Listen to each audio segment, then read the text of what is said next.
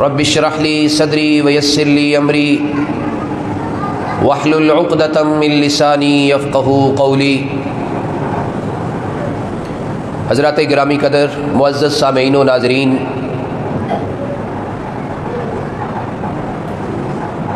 ماہ رمضان المبارک کا یہ دوسرا جمعۃ المبارک ہے۔ آج کی اس گفتگو میں آپ سے یہ شیئر کروں گا کہ قرب الہی کے ذرائع کون سے ہیں،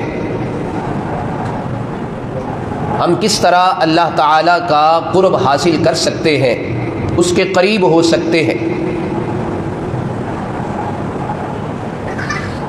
اس دنیا میں رہتے ہوئے ہر انسان اس کوشش میں ہوتا ہے، بالخصوص یہ میں بات کر رہا ہوں پاکستان کے پس منظر میں،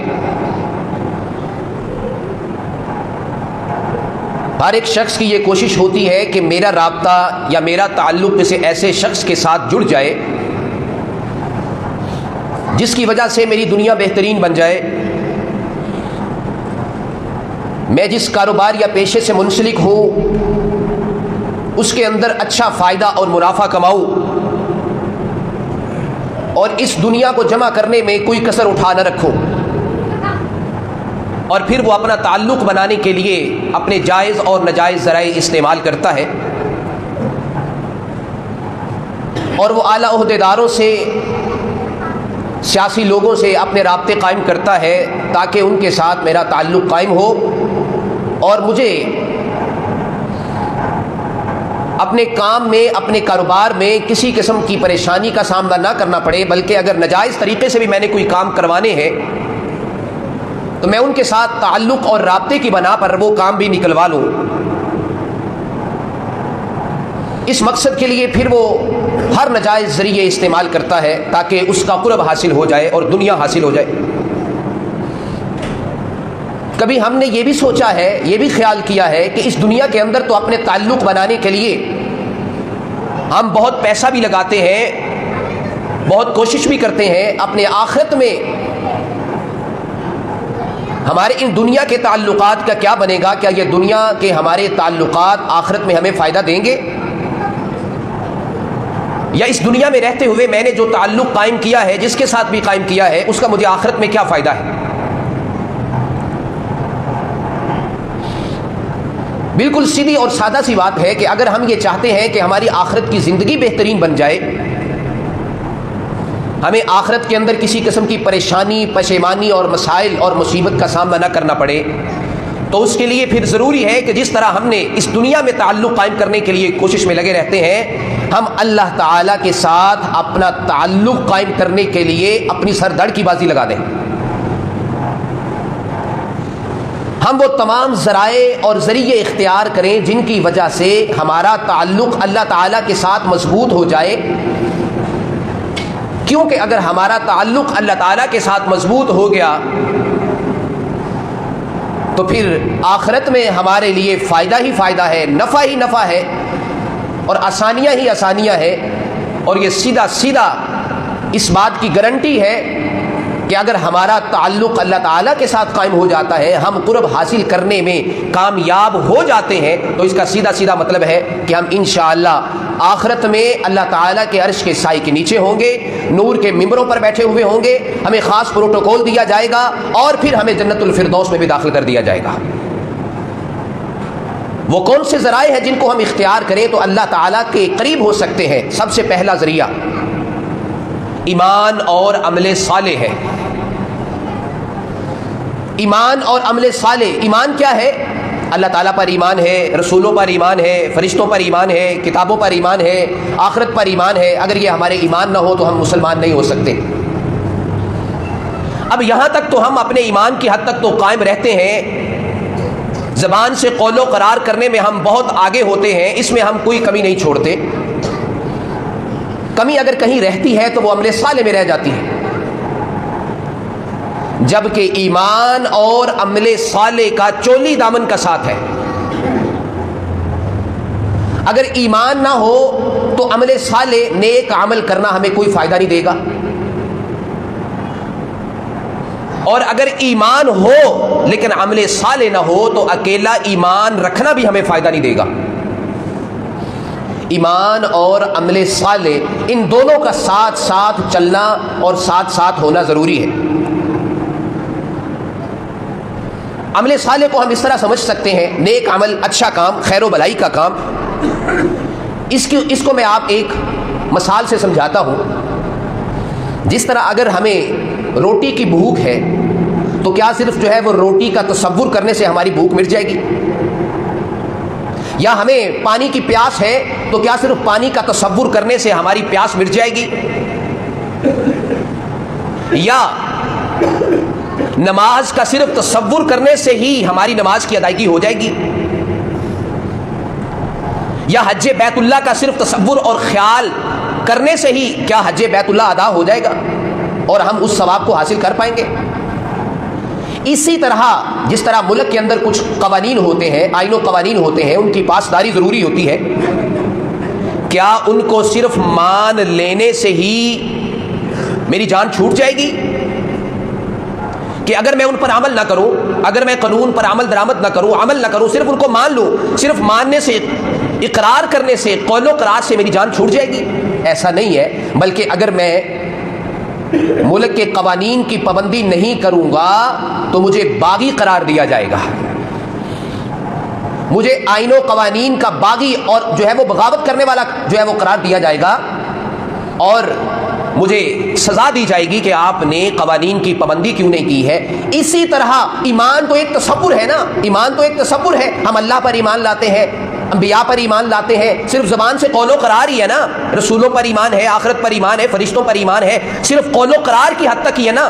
لیکن اگر ہم نے یہ قول و قرار تو کر لیا، عمل صالح نہ کیا، نیک عمل نہ کیا، تو پھر یہ ایسے ہی ہے کہ جیسے صرف تصور کرنے سے بھوک نہیں مٹ سکتی، صرف تصور کرنے سے پیاس ختم نہیں ہو سکتی، صرف ملک کے قوانین کو مان لینے سے ہی ہماری جان نہیں چھوٹ جاتی. اسی طرح آخرت میں اگر ہم نجات چاہتے ہیں تو آخرت میں صرف ایمان لانے سے، صرف قول و قرار سے ہماری جان نہیں چھوٹے گی، بلکہ عملی طور پر ہم وہ کام کر کے دکھائیں گے، عمل صالح سے اس کا اظہار کریں گے، نیک عمل کر کے اس کا اظہار کریں گے تو ہماری آخرت میں نجات ہوگی. عمل صالح کیا ہے؟ نیک عمل کیا ہے؟ ہر وہ نیک کام جو اللہ تعالیٰ کی رضا کے لیے کیا جاتا ہے اس کو عمل صالح کہتے ہیں. اس کے اندر سچائی ہے، پاک بازی ہے، دیانتداری ہے، امانت داری ہے، شرم و حیا ہے، عدل و انصاف ہے، علم ہے، بردباری ہے، رحم و کرم ہے، تواضع ہے، عاجزی ہے، خاکساری ہے، احسان ہے، عفو و درگزر ہے، اظہار و قربانی کا جذبہ ہے، اخلاص ہے، محبت ہے، مودت ہے، مہمان نوازی ہے، تیمارداری ہے، بیوہ اور یتیم لوگوں کا خیال رکھنا ہے، ان کے ساتھ حسن سلوک ہے، حاجت مندوں کی جو ہے ان کی دیکھ بھال کرنا ہے، ان کی ضرورتیں پوری کرنا ہے، مخلوق کی خدمت کرنا ہے اور اپنے خالق اللہ تعالی کی عبادت کرنا ہے. یہ ہے سارے عمل صالح، یہ ہے نیک عمل. جب ہم یہ نیک عمل بجا نہیں لائیں گے، صرف ہمارا ایمان کام نہیں آئے گا اور اللہ تعالیٰ کا قرب بھی حاصل نہیں ہوگا. اللہ تعالیٰ کا قرب حاصل کرنے کے لیے کیا ضروری ہے؟ ایمان کے ساتھ عمل صالح کیا جائے. سورہ سبا آیت نمبر 37 میں فرمایا اللہ رب العزت نے کہ تمہارے مال اور نہ ہی تمہاری اولاد یہ تمہیں میرے قریب نہیں کر سکتی، بلکہ میرے قریب ہونے کے لیے تمہیں کیا کرنا پڑے گا؟ ایمان کے ساتھ عمل صالح کرنا پڑے گا. اگر میری اللہ تعالیٰ نے مجھے مال و دولت بہت زیادہ دیا ہے، صرف مال و دولت کا ہونا مجھے اللہ تعالیٰ کے قریب نہیں کر دیتا.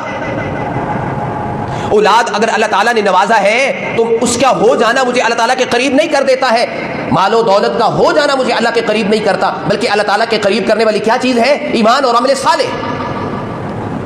سورہ النساء میں فرمایا وَمَن يَعْمَلْ مِنَ الصَّالِحَاتِ مِن ذَكَرٍ أَوْ أُنثَىٰ، جو کوئی بھی نیک عمل کرے گا، مرد ہو یا عورت، وَهُوَ مُؤْمِنٌ، ایمان کی حالت میں جو کوئی نیک عمل کرے گا، مطلب ایمان لانے کے بعد جو کوئی بھی نیک عمل کرے گا، وہ مرد ہو یا عورت، فَأُولَٰئِكَ يَدْخُلُونَ الْجَنَّةَ وَلَا يُظْلَمُونَ نَقِيرًا، وہ جنت میں داخل ہوں گے، ان پر ذرہ برابر بھی ان پر ظلم نہیں کیا جائے گا. اب ایک اور غلط فہمی اور مغالطہ پایا جاتا ہے ہمارے اندر کہ ہمارا اگر کسی اچھے نسب کے ساتھ تعلق ہے، اچھے خاندان سے ہمارا تعلق ہے، عموماً جو ہے وہ سید زادہ ہونا، اس کے بارے میں کہا جاتا ہے کہ یہ جو ہے وہ سید زادہ ہے، اس کو جھک کے ملو، اس کے چاہے وہ نیک عمل کرتا ہے یا نہیں کرتا، قطع نظر اس بات کے نیک لوگ بھی ہوتے ہیں، بہت زیادہ نیک لوگ ہیں سید زادے، لیکن میں ان کی بات کر رہا ہوں کہ جو عمل صالح نہیں کرتے ہیں۔ اچھے نسب کے ساتھ اگر کسی کا تعلق ہے تو اچھے نسب کے ساتھ تعلق ہونے کی وجہ سے اللہ تعالیٰ کی بارگاہ میں ہماری نجات ممکن نہیں ہے، بلکہ اس کے لیے عمل صالح ہونا ضروری ہے۔ میں چند مسالے آپ کے سامنے رکھتا ہوں۔ ہمارے کام عمل صالح آنا ہے، نیک عمل ہمارے کام آنا ہے، اچھا نسب اچھا خاندان ہمارے کام نہیں آنا ہے۔ حضرت نوح علیہ السلام کا بیٹا، کن کا بیٹا ہے یہ؟ ایک نبی اور پیغمبر کا بیٹا، جسے اللہ تعالیٰ نے یہ کہہ دیا حضرت نوح علیہ السلام کو کہ یہ تیرے اہل سے ہی نہیں ہے، وہ نافرمان نکلا تو اس پر اللہ کا عذاب نہیں آیا، اچھے نسب سے ہونا اس کو فائدہ ہوا، بلکہ اللہ تعالیٰ نے الٹا یہ کہہ دیا کہ یہ تیرے اہل میں سے ہی نہیں ہے۔ حضرت نوح علیہ السلام کا بیٹا بھی اور حضرت نوح علیہ السلام کی بیوی بھی، اور اسی طرح حضرت لوط علیہ السلام کی بیوی، کیا یہ اچھے گھرانوں میں نہیں تھی؟ کیا یہ نبی اور رسول کے گھرانوں میں نہیں تھیں؟ لیکن یہ اللہ تعالیٰ کی نافرمان تھیں، اور اللہ تعالیٰ کی نافرمان ہونے کی وجہ سے ان کا اچھا نسب ان کے کام نہیں آیا، ان کا اچھے خاندان سے ایک نبی اور رسول کی بیوی ہونا ان کے کام نہیں آیا، چونکہ عمل صالح نہیں تھے، اس لیے ان کی پکڑ ہوئی ہے اور ان پر اللہ کا عذاب نازل ہوا ہے۔ سورہ التحریم آیت نمبر 10 میں فرمایا ضرب اللہ مثلا للذین کفروا امرأۃ نوح وامرأۃ لوط، کہ اللہ تعالیٰ تمہارے لیے حضرت نوح علیہ السلام کی بیوی اور حضرت لوط علیہ السلام کی بیوی کی مثال بیان کرتا ہے کہ وہ دونوں میرے نیک بندوں کے گھر میں تھیں، لیکن ان دونوں نے خیانت کی، اللہ تعالیٰ کی نافرمانی کی، تو یہ نیک بندے کے گھر میں ہونا ان دونوں میں سے کسی کے کام نہ آیا، بلکہ ان کو ادخلا النار مع الداخلین، انہیں دوزخ میں داخل کر دیا گیا۔ رسول پاک صلی اللہ علیہ وسلم نے سیدہ فاطمہ الزہرا رضی اللہ تعالی عنہا سے بھی فرمایا تھا، یہ مت سمجھنا کہ تم ایک نبی اور رسول کی بیٹی ہو اور میری بیٹی ہونے کی وجہ سے تمہیں جو ہے وہ اللہ تعالیٰ معاف کر دیں گے، ایسا نہیں ہے، تمہیں عمل کرنا پڑے گا۔ اچھے نسب اور اچھے خاندان سے ہونا ہمیں اللہ تعالیٰ کی بارگاہ میں بچا نہیں سکتا ہے۔ ہاں، اگر ہم نیک عمل، اصل چیز جو دیکھی جاتی ہے وہ ہمارا نسب نہیں دیکھا جاتا، بلکہ ہمارا عمل صالح دیکھا جاتا ہے، نیک عمل دیکھا جاتا ہے، ہم نے عمل کون سا کیا، اچھا یا برا۔ اچھا عمل کیا تو اس کے مطابق،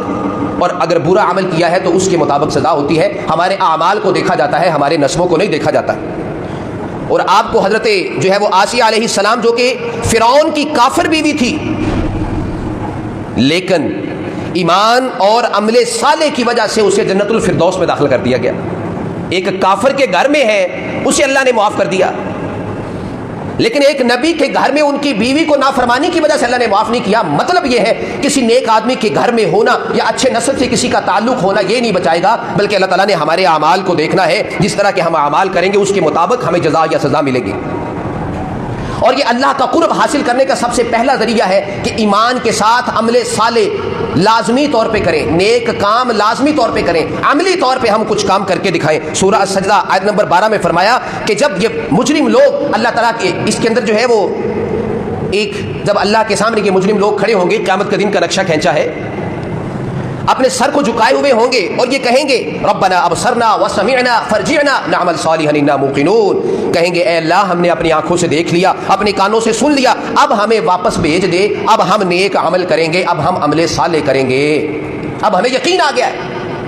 وہاں پر جا کر اس بات کا اعتراف کرنے کا کوئی فائدہ نہیں ہے۔ یہ دنیا اس بات کی جگہ ہے کہ جہاں پر ہم نے عمل کر کے دکھانا ہے، عمل صالح ہوگا تو ہمارے ایمان کا فائدہ ہے، صرف زبان کے قول و قرار سے ہمیں کوئی فائدہ نہیں پہنچنے والا، اچھے نسب سے ہونا ہمیں کوئی فائدہ نہیں پہنچنے والا۔ عمل صالح نیک عمل ساتھ کریں، عملی طور پہ مسلمان بن کے دکھائیں۔ جس طرح میں نے شروع میں بتایا، نماز کے تصور سے ہی نماز کی ادائیگی نہیں ہو جاتی، حج کے تصور سے ہی حج بیت اللہ نہیں ہو جاتا، بلکہ نماز کی ادائیگی کے لیے اٹھنا پڑتا ہے، وضو کرنا پڑتا ہے، وضو کر کے مسجد میں آنا پڑتا ہے، یا اپنے گھر میں اگر ہم نے پڑھنی ہے، نفل نوافل پڑھنے ہیں تو اپنے گھر میں اٹھنا پڑتا ہے، اس کا ایک باقاعدہ طریقہ کار متعین ہے، اس کے مطابق ادائیگی ہوتی ہے تو نماز ہوتی ہے۔ ایسے ہی حج بیت اللہ ہے، اس کے لیے ایک طریقہ کار متعین ہے، اس کے لیے پیسہ جمع کرنا پڑتا ہے، پھر یہ سارے پروسیس سے گزر کے بیت اللہ تک جانا پڑتا ہے، اور وہاں پر جا کر جو بھی اس کے ارکان ہیں ان کو پورا کر کے اس کا ایک پورا طریقہ کار ہے جس کی ادائیگی کے ساتھ حج بیت اللہ ادا ہوتا ہے۔ اس طرح بھوک کے تصور سے بھوک نہیں مٹتی، پیاس کے تصور سے پیاس نہیں مٹتی۔ تو یہ ساری مثالیں اس لیے ہیں کہ ایمان کے ساتھ عمل صالح ضروری ہے۔ ایمان ایک تصور ہے، ہمارا قول و قرار ہے، عمل صالح ساتھ ہوگا تو ہمارے ایمان کا فائدہ ہے، اکیلے ایمان کا فائدہ نہیں ہے، اکیلے عمل صالح کا بھی فائدہ نہیں ہے۔ عمل صالح کرنے کے لیے بھی ایمان کا ہونا ضروری ہے، ایمان کے ہونے کے لیے بھی عمل صالح کا ہونا ضروری ہے، دونوں کا چولی دامن کا ساتھ ہے، دونوں کو ساتھ لے لے کر چلنا ہے، اور جب ہم ایسا کر لیں گے تو اللہ کا قرب حاصل ہوگا، اور اللہ کا قرب حاصل کرنا ہی سب سے بڑا ہمارا زندگی کا مقصد ہے۔ دوسری بات یہ ہے کہ ہم اللہ کا قرب کیسے حاصل کر سکتے ہیں؟ ہم اللہ کا قرب جو ہے وہ سجدے کے ذریعے قرب حاصل کر سکتے ہیں۔ فرائض کی طرف جو ہے وہ جلدی کریں، جب نماز کا وقت ہو گیا ہے اٹھیں، وضو کریں، اپنے گھر سے نکلیں، مسجد میں آئیں اور آ کر پہلی صف میں بیٹھنے کی کوشش کریں، اور کوشش کریں کہ امام کے پیچھے جو جگہ ہے اگر کوئی وہاں پر نہیں ہے تو وہاں پر آ کے بیٹھیں، کیونکہ سب سے زیادہ ثواب اگر کسی کو ملتا ہے تو امام کے پیچھے کھڑے ہونے والے شخص کو ملتا ہے۔ پھر ایسے دائیں بائیں پھیلتے جائیں، پہلے سب سے زیادہ ثواب پہلی صف کا ہے، پھر دوسری صف کا ہے، پھر تیسری صف کا ہے، پھر چوتھی، اور اس طرح آخر تک ساری صفوں کا ثواب ہے۔ کوشش یہ کرنی ہے کہ میں نے پہلی صف کی صحیح کرنی ہے۔ پہلی صف میں سینٹر سے، ہمیشہ مرکز سے، سینٹر سے صف شروع ہوتی ہے۔ عموماً ہم نے یہ دیکھا ہے کہ کچھ لوگ آ کے ایک سائڈ پہ کھڑے ہو جاتے ہیں، اگر پہلی صف جو ہے وہ ختم ہو گئی ہے تو کچھ لوگ آگے ایک سائڈ پہ صف بنا لیتے ہیں۔ ایسا نہیں ہوتا، صف کا آغاز مرکز سے، جہاں پر امام کھڑا ہے امام کے پیچھے سے صف کا آغاز ہوتا ہے، پھر دائیں اور بائیں پھیلتے جاتے ہیں برابر طریقے سے۔ تو یہ بہرحال ہم نے یہ کوشش کرنی ہے کہ پہلی صف میں آ کے نماز پڑھیں، اس بات کی کوشش ہے، اور یہ پسندیدہ عمل ہے، اور نفل نوافل ہم نے زیادہ کرنے ہیں، کیونکہ اللہ کا قرب حاصل کرنے کے لیے یہ ضروری ہے زیادہ سے زیادہ سجدے کریں۔ تو سجدے کرنے سے کیا ہوگا؟ حدیث میں آتا ہے، صحیح مسلم میں ہے، رسول پاک صلی اللہ علیہ وآلہ وسلم نے فرمایا علیک بکثرت السجود، کہ تم زیادہ سے زیادہ جو ہے وہ سجدے کیا کرو۔ اگر ہم یہ چاہتے ہیں کہ قیامت والے دن ہمیں رسول اللہ صلی اللہ علیہ وسلم کا قرب حاصل ہو، آپ کے پڑوس میں ہمیں جگہ ملے، تو پھر بھی ہمیں زیادہ سے زیادہ سجدے کرنا پڑیں گے۔ اللہ تعالیٰ کا قرب حاصل کرنا ہے، پھر بھی ہمیں زیادہ سے زیادہ سجدے کرنا پڑیں گے۔ اور زیادہ سے زیادہ سجدے ہم کیسے کر سکتے ہیں؟ ہم جو ہمارے اوپر فرض نماز ہے اس کو ادا کریں، نوافل پڑھیں، تو زیادہ سے زیادہ سجدے ہو جائیں گے۔ جب زیادہ سے زیادہ سجدے کریں گے اور پھر اس میں جا کر خشوع و خضوع کے ساتھ دعائیں کریں، ہم اللہ کے قریب ہو جائیں گے۔ ایک حدیث میں آتا ہے سجدے کی حالت میں بندہ اللہ تعالیٰ کے سب سے زیادہ قریب ہوتا ہے، لہٰذا جب تم سجدے میں جایا کرو تو کثرت سے دعا مانگا کرو، خشوع و خضوع کے ساتھ دعا مانگا کرو۔ دیکھو سجدے میں انسان کا سب سے، ہماری جو ہے انسان کا سب سے اونچی چیز کیا ہے؟ سر ہی ہے نا۔ تو یہ سر سجدے میں جب جاتا ہے تو یہ ایسے ہے کہ جیسے کسی کے پاؤں میں سر رکھ دینا، یہ اللہ تعالیٰ کو بڑا پسند ہے۔ جب ہم اس طرح سجدے کی حالت میں ہوتے ہیں تو ایسے ہی ہے کہ جیسے ہم اللہ تعالیٰ کے پاؤں میں سجدہ کر رہے ہیں۔ تو اس حالت، یہ والی حالت اللہ تعالیٰ کو بہت زیادہ پسند ہے۔ اگر ہم اللہ کا قرب حاصل کرنا چاہتے ہیں تو سجدے کریں، اور سجدے لمبے کیا کریں، اس کے اندر زیادہ سے زیادہ جو ہے وہ دعائیں مانگا کریں۔ اور ایک حدیث ہے صحیح بخاری کی کہ قیامت والے دن جب اللہ رب العزت جو ہے وہ اپنی پنڈلی سے کپڑا ہٹائیں گے، اپنی پنڈلی سے کپڑا ہٹائیں گے تو ہر مومن سجدہ ریز ہو جائے گا، ہر مومن سجدہ ریز ہو جائے گا، ہر مومن مرد اور ہر مومنہ عورت اللہ کے سامنے سجدہ ریز ہو جائے گی۔ وہ آدمی سجدہ نہیں کر سکے گا جس نے دنیا میں رہتے ہوئے اپنی نمازیں، اپنے نوافل اور یہ سجدے لوگوں کو دکھاوے کے لیے کیے تھے، شہرت کے لیے کیے تھے، ریاکاری کے لیے کیے تھے۔ وہ سجدہ کرنے لگیں گے تو ان کی کمر تختہ بن جائے گی، وہ سجدہ نہیں کر پائیں گے۔ سجدہ اللہ کے قرب کا ذریعہ ہے، اور قیامت والے دن جب اللہ تعالیٰ اپنی پنڈلی سے کپڑا ہٹائیں گے تو اس وقت سارے جب سجدہ ریز ہو جائیں گے تو یہ لوگ سجدہ نہیں کر پائیں گے جن کو دنیا میں رہتے ہوئے نماز کے لیے وقت نہیں نہ ملتا، نماز کے لیے وقت نہیں نکالتے، نماز کے لیے مسجدوں میں نہیں آتے، نوافل کا اہتمام نہیں کرتے ہیں، سجدے زیادہ نہیں کرتے ہیں، دنیا کے کاموں کو ترجیح دیتے رہتے ہیں، نماز کو جو ہے وہ پوسٹ پون کرتے رہتے ہیں، غفلت میں پڑے رہتے ہیں، سستی میں پڑے رہتے ہیں، سجدوں سے غافل رہتے ہیں۔ تو ایسے لوگ یا اگر پڑھتے ہیں تو اس لیے کہ لوگ کہیں بڑا نمازی ہے، لوگوں سے اپنے آپ کو نیک کہلوانے کے لیے نمازیں پڑھتے ہیں، لوگوں سے اپنے آپ کو نیک کہلوانے کے لیے پہلی صف میں کھڑے ہوتے ہیں، لوگوں سے اپنے آپ کو جو ہے وہ نیک اور پرہیزگار لوگوں کی نظر میں اپنے آپ کو بنانے کے لیے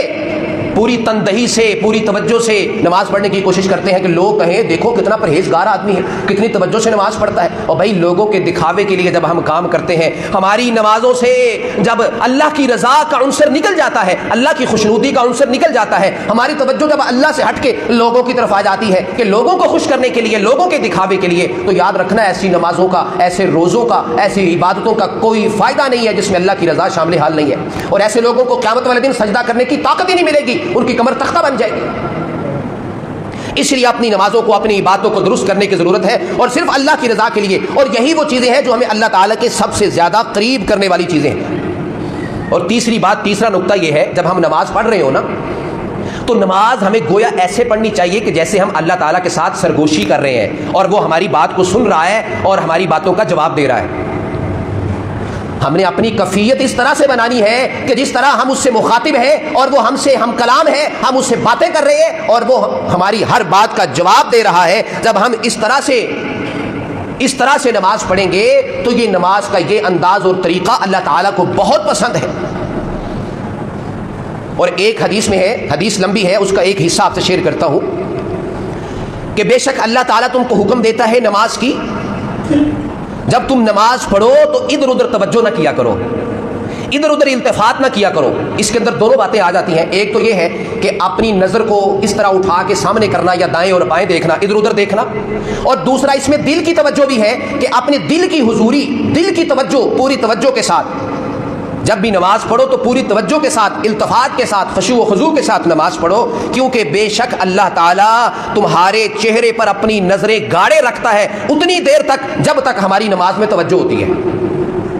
جب تک ہماری نماز میں توجہ رہتی ہے وہ اللہ تعالیٰ بھی ہم پر توجہ رکھتا ہے۔ جب ہماری نماز سے توجہ ہٹ جاتی ہے اس کی توجہ بھی ہم سے دور ہو جاتی ہے۔ تو لہٰذا نماز کو پڑھتے ہوئے یہ والا تصور ذہن میں لائیں کہ میں اللہ تعالیٰ سے ہم کلام ہوں، اس سے باتیں کر رہا ہوں، اس کے ساتھ جو ہے وہ سرگوشیاں کر رہا ہوں، اور یہ سرگوشیاں، یہ باتیں ان کے ساتھ کرتے ہوئے، اللہ تعالیٰ کے سامنے کرتے ہوئے پوری دل کی حضوری کے ساتھ، توجہ کے ساتھ، خشوع و خضوع کے ساتھ جب ہم اس سے باتیں کر رہے ہوں گے اور یہ تصور میں ہمارے ہوگا کہ وہ ہماری باتوں کا جواب دے رہا ہے۔ اب اس کا طریقہ کار کیا اختیار کریں، کیسے یہ ممکن ہے، ہم یہ کیسے کر سکتے ہیں؟ عملی طریقہ میں آپ کو بتاتا ہوں۔ جو بھی دعا جب ہم نماز پڑھ رہے ہیں نا تو نماز کے دوران جو بھی لفظ ہمارے منہ سے نکلے، جو بھی دعا ہم اپنے منہ سے ادا کریں نا، ان کے معنی کو اپنے خیالات میں لائیں۔ جو بھی لفظ نماز کے اندر ہم پڑھ رہے ہیں نا اس کا معنی اور مفہوم اپنے خیالات میں لائیں۔ ذہن میں ہو کہ اللہ تعالیٰ سے ملاقات کر رہا ہوں اور اس سے بات چیت ہو رہی ہے، کیا پتہ یہ آخری ملاقات ہو، کیا پتہ یہ آخری بات چیت ہو۔ جب آخری ملاقات اور آخری بات چیت ہو تو ہم کیا کیا کر سکتے ہیں، یہ بات ذہن میں لا کے ہمیں کرنا ہے۔ اور یہ بھی دیکھنا ہے کہ اللہ تعالیٰ میری ہر حرکت پر نظر رکھے ہوئے ہے، میں جو بھی کہہ رہا ہوں وہ دیکھ رہا ہے، وہ سن رہا ہے، اور اس کے سامنے ایسے کھڑے ہونا ہے، وہ ہمارا مالک ہے نا، اس کے سامنے ایسے کھڑے ہونا ہے کہ میں اس کا غلام ہوں، جیسے غلام مالک کے سامنے کھڑے ہوتا ہے، بندگی والی، غلامی والی وضع اختیار کر کے عاجزی اپنے اندر لا کے اس کے سامنے کھڑا ہونا ہے۔ یہ عملی شکلیں ہیں۔ جب اس توجہ سے ہم انشاءاللہ نماز پڑھ رہے ہوں گے تو ہماری نمازوں میں خشوع و خضوع بھی آئے گا، ہماری توجہ بھی اس کے اندر آئے گی، اور جب ہماری توجہ نماز کے اندر واپس آ گئی، ہم نے نمازوں کی دعاؤں میں غور و خوض شروع کر دیا اور یہ بات ہم نے تصور میں لے آئے کہ اللہ تعالیٰ سے ہم کلام ہیں، اس سے ہم سرگوشیاں کر رہے ہیں، تو یاد رکھنا کہ اللہ تعالیٰ کا قرب حاصل کرنے کا بہترین ذریعہ ہے۔ ہمارا تعلق اس کے ساتھ مضبوط ہو جائے گا، ہم اللہ کا قرب حاصل کر لیں گے، اس کے قریب ہو جائیں گے۔ اور پھر چوتھی بات یہ ہے تہجد کے ذریعے اللہ تعالیٰ کا قرب حاصل کرنا۔ اللہ تعالیٰ نے صحت دی ہے، طاقت دی ہے، قوت دی ہے، جہاں دنیا کے اتنے لمبے لمبے کام کرتے ہو، 8 10 12 15 گھنٹے اس دنیا کی کمائی کے لیے لگا دیتے ہو، تو صبح کے وقت آخری پہر میں،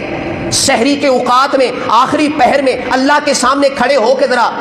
پوری دل کی حضوری کے ساتھ ذرا 2 نفل پڑھ کے دیکھ لیں۔ جو میں نے طریقہ بتایا اس طریقے کی روشنی میں 2 نفل پڑھ کے دیکھ لیں دل کی حضوری کے ساتھ۔ جب آپ 2 نفل پڑھ کے اس وقت دیکھیں گے، اس وقت جب ہم اللہ کے سامنے گڑ گڑاتے ہیں اور کھڑے ہوتے ہیں، اس سے التجائیں کرتے ہیں، مناجات کرتے ہیں، دعائیں جو بھی ہم نماز کے اندر پڑھیں گے پوری دل کی حضوری کے ساتھ پڑھیں گے، اس وقت یہ کیا ہوا عمل اللہ تعالیٰ کو کتنا پسند ہے۔ حدیث میں آتا ہے اقرب ما یکون الرب من العبد فی جوف اللیل الاخر، سب سے زیادہ بندہ اگر اللہ تعالیٰ کا قرب حاصل کرنا چاہتا ہے نا، اگر اللہ تعالیٰ کے ساتھ اپنے آپ کو قریب کرنا چاہتا ہے تو رات کے آخری حصے میں کھڑے ہو کے اس کے ساتھ ہم کلام ہوا کریں، رات کے آخری حصے میں کھڑا ہو کے اس کے ساتھ سرگوشیاں کیا کرے، رات کے آخری حصے میں کھڑا ہو کے اس کے سامنے دعا و مناجات کیا کرے، نفل پڑھیں، نفل کے اندر جو بھی دعائیں پڑھی جا رہی ہیں پوری توجہ کے ساتھ دل کی حضوری کے ساتھ ان کو پڑھیں، اس کے بعد اللہ تعالیٰ سے دعا مانگے اور پوری توجہ اور دل کی حضوری کے ساتھ مانگے، اور مانگے جس طرح بچہ بلکتا ہے اور رو رو کے ماں سے چیزیں مانگتا ہے، ماں کو بالآخر وہ دینا پڑتی ہے، وہ ہمارا مالک ہے، ہم اس کے بندے ہیں، ہم غلام ہیں، اس کے سامنے سجدہ ریز ہو کے دعائیں مانگے، ویسے بیٹھ کے دعائیں مانگے، پوری توجہ کے ساتھ اور دل کی حضوری کے ساتھ دعائیں مانگے، اور یہ یقین رکھیں میں جو بھی اس سے مانگ رہا ہوں وہ میری بات کو سن رہا ہے، اس کا جواب دے رہا ہے، اور آپ کی ہر بات کا جواب آپ کو مل رہا ہے۔ جب اس توجہ کے ساتھ، اس طریقے کے ساتھ ہم یہ کام کریں گے تو یاد رکھنا، تہجد کی نماز کے لیے اٹھنے والا آپ 2 نفل پڑھ لیں، 4 پڑھ لیں، 6 پڑھ لیں، 8 پڑھ لیں، جتنی آپ کے اندر طاقت ہے، زیادہ نہیں پڑھ سکتے 2 ہی پڑھ لیں، تو اس وقت کی ہوئی جو عبادتیں ہیں، جو مناجات ہیں، جو سرگوشیاں ہیں اللہ کے ساتھ، یہ ہمیں اللہ کے زیادہ قریب کرتی ہیں۔ اس کے زیادہ قریب کرنے والا یہ خاص موقع ہے، اس وقت ہم اٹھ کے اگر ہم اس سے جو ہے وہ نفل نوافل پڑھتے ہیں اور دعائیں کرتے ہیں۔ اور آخری بات یہ ہے کہ اللہ کے رستے میں خرچ کریں۔ انفاق فی سبیل اللہ کے رستے میں خرچ کرنے سے بھی ہمیں اللہ کا قرب حاصل ہوگا۔ اس کے اندر زکوٰۃ کی ادائیگی بھی ہے اور نفل صدقہ و خیرات بھی ہے۔ ہم اللہ کے رستے میں صدقہ و خیرات کریں گے، ہمیں اس کا قرب حاصل ہوگا۔ میں ایک حدیث آپ کے سامنے رکھتا ہوں، ذرا اس کے ترجمے پہ غور کیجئے گا۔ یہ حدیث ہے صحیح بخاری کی، اس کو جا کر خود بھی دیکھ لیجئے گا۔ صحیح بخاری حدیث نمبر 1442 1442 حدیث میں کیا ہے؟ رسول پاک صلی اللہ علیہ وآلہ وسلم نے فرمایا کہ جب بھی بندہ صبح کرتا ہے تو 2 فرشتے اترتے ہیں، ان میں سے ایک یہ کہتا ہے اے اللہ جو تیرے رستے میں خرچ کرنے والا ہے اسے اتنا ہی اور زیادہ دے دے، اور دوسرا فرشتہ کہتا ہے اے اللہ جو تیرے رستے میں خرچ نہیں کرنے والا، کنجوسی کر رہا ہے، اس کے پاس سب کچھ ہے، وہ تیرے رستے میں دے سکتا ہے، صدقہ و خیرات کر سکتا ہے، لیکن وہ نہیں کر رہا، اے اللہ اس کے مال کو تباہ و برباد کر دے۔ اب یہ صبح اٹھ کے اس دعا یا بد دعا کے ساتھ ہم نے دن کا آغاز کرنا ہے، یہ ہمارا اپنا فیصلہ ہے، ہم دعا کے ساتھ آغاز کریں یا ہم بد دعا کے ساتھ آغاز کریں۔ مطلب یہ ہے کہ اللہ کے رستے میں ہمیں دینے میں کبھی بھی ہیزیٹیٹ نہیں ہونا ہے، ہچکچانا نہیں ہے، اس کے رستے میں ہمیں دینا چاہیے، چاہے جتنی بھی طاقت ہے، جتنی بھی قوت ہے، جتنی بھی استطاعت ہے۔ لازمی نہیں ہے کہ آپ 500 1000 سے کم جو ہے وہ دیں گے تو اللہ کی بارگاہ میں قبول نہیں ہوگا۔ اور بھائی جتنی طاقت ہے، اگر آپ 5000 نہیں دے سکتے، 10000 نہیں دے سکتے، 500 1000 بھی نہیں دے سکتے، 10 روپے تو دے سکتے ہو۔ صدقہ ایک کھجور کا بھی ہوتا ہے، کھجور کا ایک حصہ حدیث میں آتا ہے اتقوا النار ولو بشق تمرہ، حتیٰ کہ ایک کھجور بھی اللہ کے راستے میں صدقہ دینا پڑتی ہے تو دے دو، آگ سے بچ جاؤ۔ صدقہ و خیرات کرنا چاہیے، جتنی طاقت ہے اس کے مطابق کرنا چاہیے، اپنا ہاتھ نہیں روکنا چاہیے، اس لیے کیونکہ یہ ایسا طریقہ ہے جو ہمیں اللہ کے قریب کرتا ہے۔ میرے بھائیو دوستو، آج کی گفتگو میں میں نے آپ سے وہ باتیں شیئر کی ہیں جن کو اپنانے سے اگر ہم ان ذرائع کو اختیار کرتے ہیں تو اس وجہ سے ہم اللہ کے قریب ہو جائیں گے، اللہ کا قرب حاصل ہو جائے گا، ہمیں اس کی قربت مل جائے گی، اس کے ساتھ ہمارا تعلق مضبوط ہو جائے گا۔ جب اللہ کے ساتھ ہمارا تعلق مضبوط ہو جائے، اس کا قرب حاصل ہو جائے گا، نہ صرف ہماری دنیا بہترین بنے گی بلکہ آخرت کی نہ ختم ہونے والی دائمی اور ہمیشہ کی زندگی بھی ہماری بہترین بن جائے گی، اور انشاءاللہ وہ ہمیں اپنے عرش کریم کا سایہ بھی نصیب کرے گا، نور کے ممبروں پر اپنے دائیں جانب جگہ بھی دے گا، اور ہمارا حساب انتہائی آسان کر دے گا، اور ہمیں جنت الفردوس میں جگہ دے گا۔ رسول پاک صلی اللہ علیہ وسلم کے ہاتھوں جام کوثر نصیب ہوگا انشاءاللہ، آپ کے پڑوس اور ہمسائیگی میں جائیں گے انشاءاللہ، اعلیٰ علیین کی صف میں کھڑے ہوں گے، اور جنت الفردوس جنت کے بلند ترین مقام پر فائز ہوں گے جب ہم یہ کامیاب ہو گئے اپنے آپ کو اللہ کے قریب کرنے میں۔ اور وہ کیسے قریب ہو سکتے ہیں وہ میں نے ساری باتیں آپ سے شیئر کر دی ہیں۔ اللہ سے دعا ہے جو سنا ہے اس پہ عمل کی توفیق دے۔ وآخر دعوانا الحمدللہ رب العالمین۔